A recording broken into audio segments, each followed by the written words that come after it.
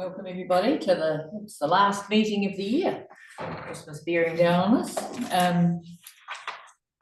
I'll open the meeting. We've got potentially a couple of changes in our agenda, with your indulgence, if we move them around. We've got Chris Jennett coming in at 10, so we'll look to go into PE just before 10, and we'll go back to the open agenda if we've got anything left at the end of that.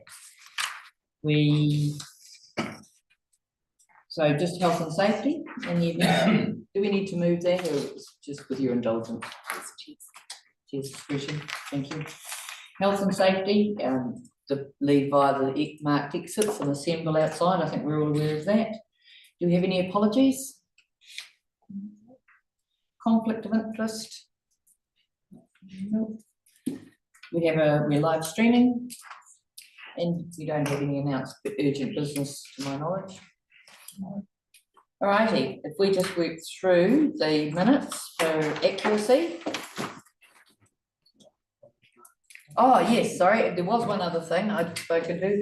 I asked Jason. Mark Maloney passed away this year, and Jason has had quite a bit to do with him, and so I thought it might be nice to have a few words. Oh yeah, just Mark Maloney was the Assistant Auditor General, sector manager for local government in New Zealand. I, as the chair of the category finance managers, quite a bit to do with Mark. He was very much a much valued contributor to our group meetings, and yeah, had a huge amount of experience and amount of provide a lot of leadership and guidance for us as we work through a number of issues relating to both annual reports and long-term plans. So he certainly will be missed in the sector. So yeah, and I certainly am aware that both Fiona and Michelle and Graham as well would have attended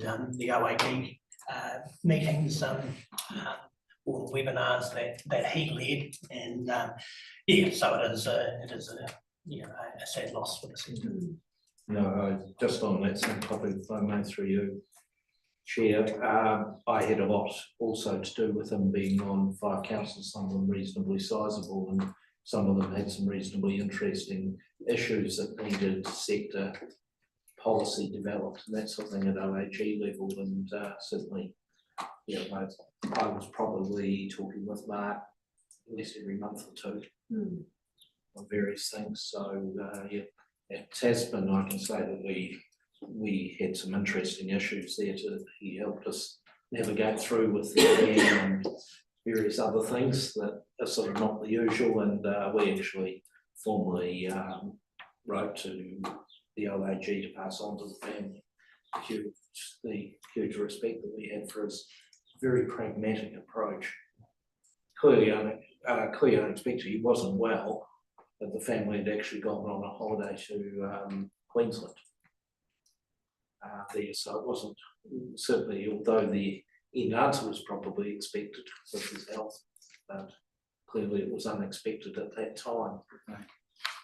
And he had been planning with his treatment to come back in January and back to work in January. He was taking 3 months off, just really gnarly health issues. So whether there were complications, I don't know, but he will certainly be missed. Thank you. On that note, we will work our way through the minutes on page 7, 8, 9, 10.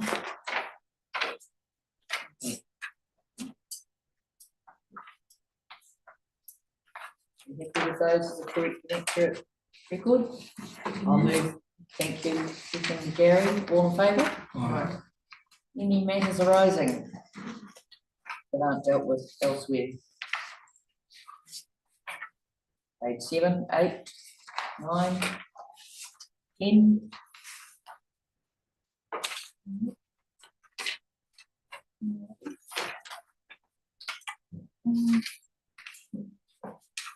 So if we move on to the work plan, any movement changes, Thanks, Madam Chair. What I've done is tried to forecast out the known meetings for 2025, February, April, June, and August, and then possibly another meeting in November post election. And yeah, really the just putting in the dots of the key things we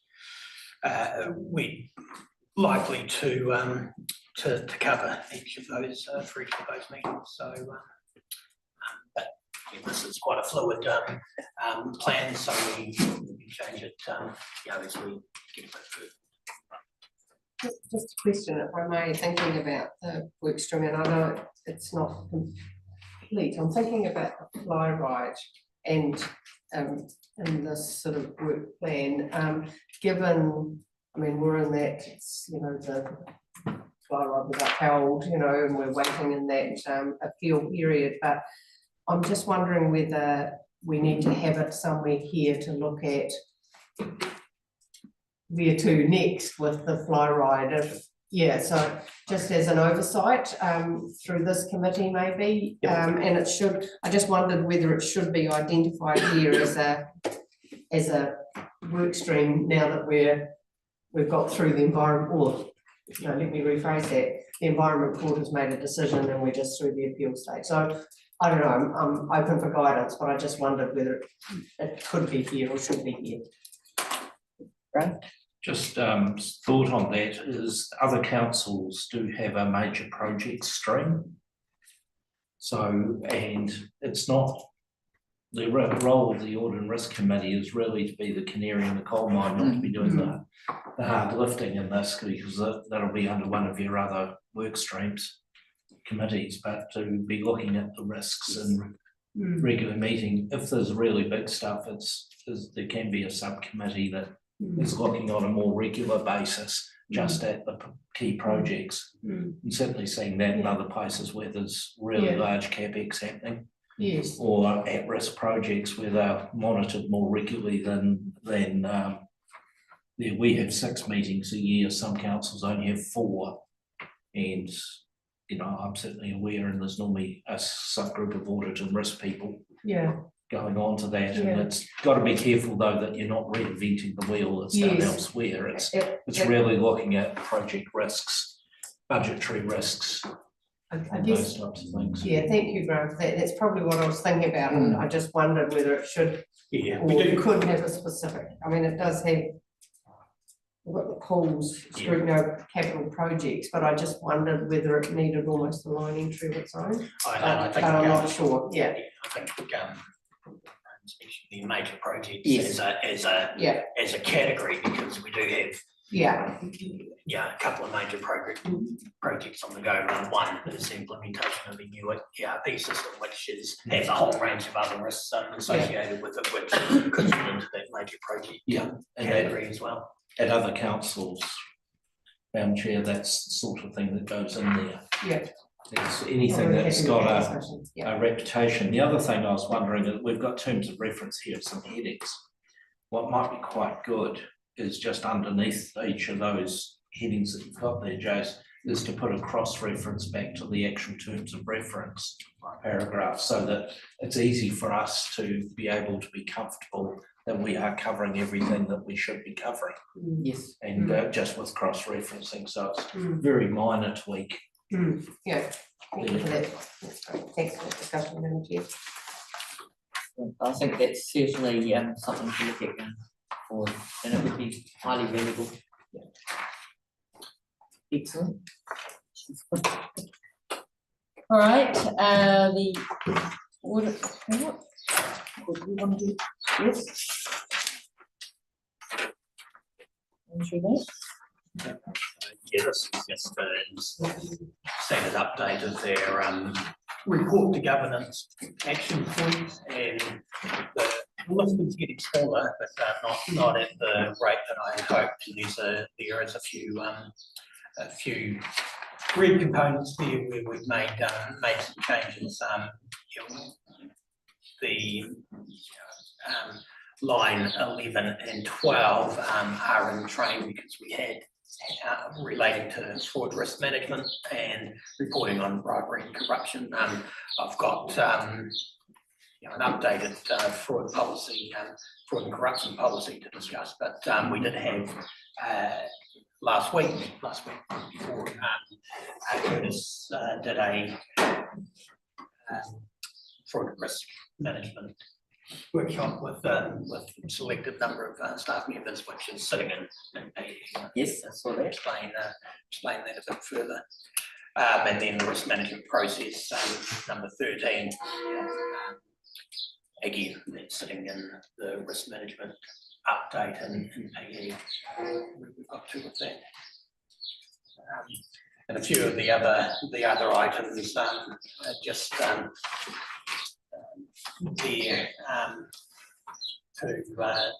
there's been a lot of movement, unfortunately, with various other things. On the go, but one of the issues here, these arrangements that do relate to fixed assets and obviously with a change to their ERP system, that's going to prompt a change to the way we report those. So there's an opportunity to do a number of these processes as part of that transition. And I think bottom of page 16, number 54, the agreement, and Karen's provided me with an updated agreement, so that is earlier this week, so that will be able to come off the list. And I'm not sure whether we gave it the highest priority anyway, but it's at least something that can come off the list. Thank you, Karen, for taking that on board and following it through, because I think some of those things have been sitting there a while. So well done, thank you. Mary, do you? No, right, that's good. I saw your finger wave. Oh. Alrighty. So if we move on to the health and safety report. No, not yet. Oh, sorry. Oh, sorry. You can't make it last week. Right. Probably to make a recommendation on the Oops. Sorry. Thank you very much. You've got area.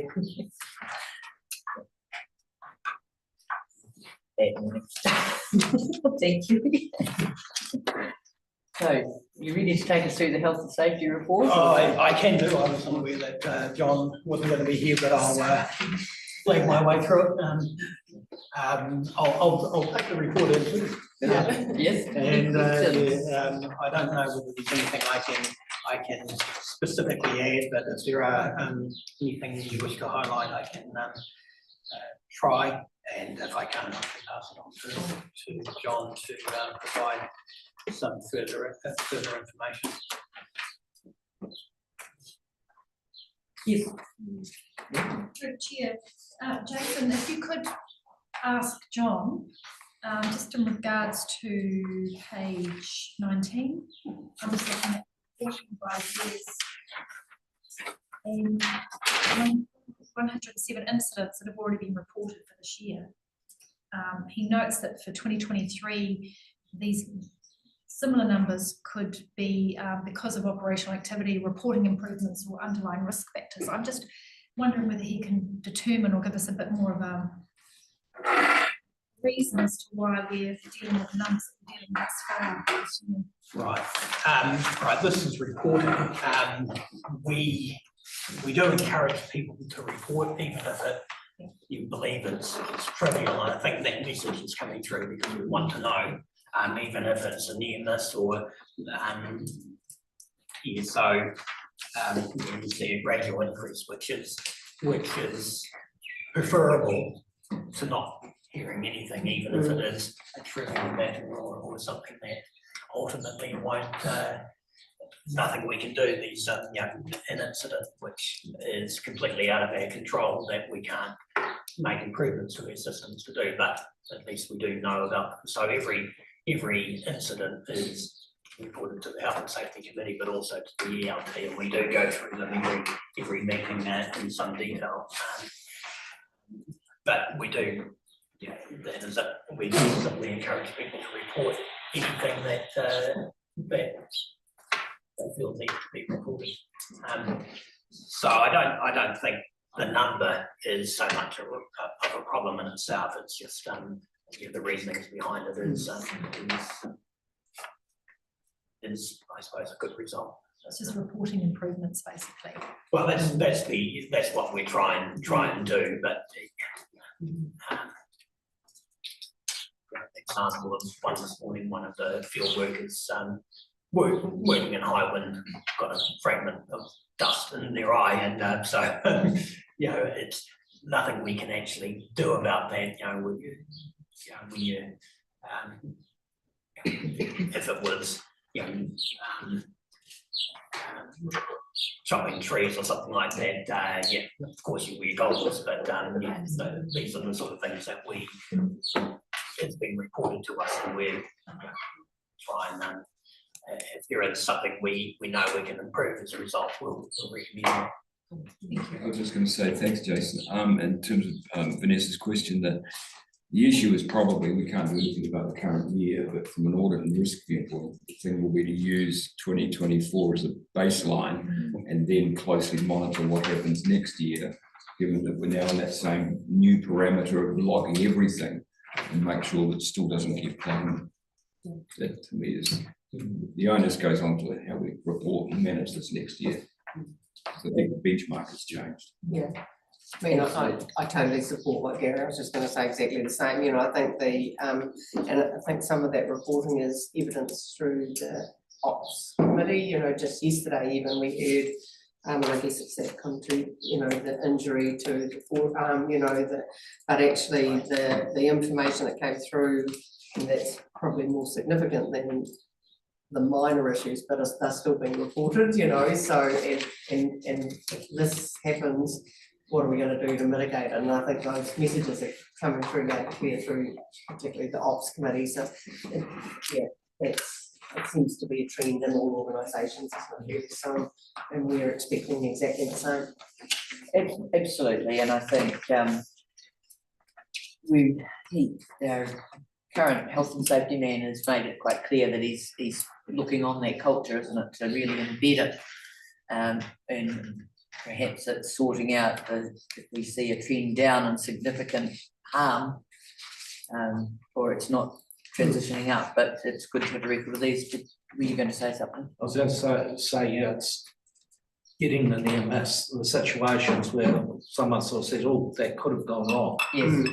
It didn't, but it could have gone wrong. So what do we learn? Yes. You know, I was just thinking, your dust in the eyes, maybe the answer is that everyone needs to have rubber hands, safety glasses or whatever, particularly when they're going up into heights, because again, that could have, something in there could have caused the person to not be able to judge things as well as they might have, and therefore increasing the risk.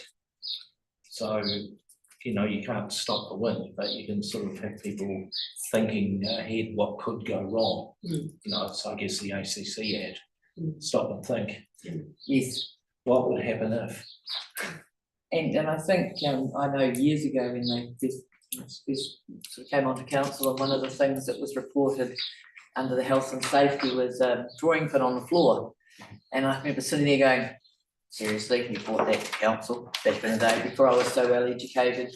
But understanding that you look to see if there's an issue. And so they went to drawing pins that fell on their side so that nobody was going to drop them down. I would say, so it's still solving an issue. And yes, it is a relatively minor thing. It's not, but it's about that looking for how you can change things to prevent something. That was just an example of that at that time. So, any other questions on the health and safety? Somebody want to move the information to received? Thank you, Mary. Graham, thank you. All in favour? Right. It's good to see things rolling on a good trend with the pools as well, though. They take a lot of work to that. There we go, time. Do we want to? I think we might want a wee bit of But do you want much discussion on this? I So don't we might think need there more is, than- but, Okay, we might do this then. Fraud and corruption policy. If it takes longer, we'll just come back to it afterwards. It's fine. Everybody's read it? Just a question, because it talks in here about contractors. So when we have a new contract, they become aware of that, or, you know, so, I mean, I think it's, well, I'm happy with the wording. Put myself a note here about how do we make sure contractors are aware that we have this policy, or do we make an assumption that they are aware that we have this policy? Is it part of that induction of a new contractor coming? I don't know. Because it took, you know, if it's, actually I found it, under fraud, corruption objectives, it talks about council will investigate, council will take action, fraud the council, any other person, clients or contractors of the council. So how does the contractor know, or do we just apply that if something might happen, or are they made aware that we've got a count? I don't know, but I think the first Yeah. protocol is making them aware of, you know, we've got health and safety requirements, we've got, other policy requirements that, Yeah, we do, expect them to be aware of, so, I think that's perhaps the way forward, is, just raising the awareness of Yeah. the policies that they must adhere to, as soon as they become contractors. Talked this morning in the LT about our own drug and alcohol policy, and making contractors aware of that as well. Yeah. So, yeah, I mean, that's kind of the messaging I wanted to hear, but I just, you know, when it's stated contractors, that we do get a new contract, how do they actually know that we've got this policy and we expect them to meet our agreements? Okay, that's cool. Sharon? I think just a couple of minor things, to page 28, the investigation process, the first sentence, I think might be a typo, responsibility for investigating all instances. The other thing I wondered about on page 29, related policies and procedures, whether we ought reference the elected members' code of conduct in here as well, because this does cover us.